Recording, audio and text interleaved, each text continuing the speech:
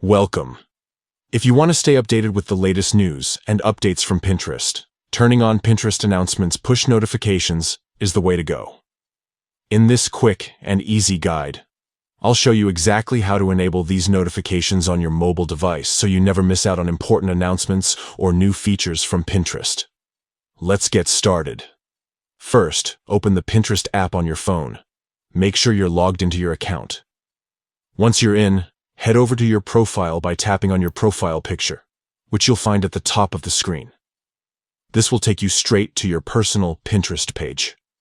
Next, look for your profile picture again at the top of your profile page and tap on it. This brings up more options related to your account settings. Here, you'll see a list of different options. What you want to find is the section labeled Notification. Tap on Notification to open up all your notification settings. You'll see a few different categories here, but what you're looking for is under the Others section. Scroll down until you find Pinterest Announcements. Go ahead and tap on Pinterest Announcements.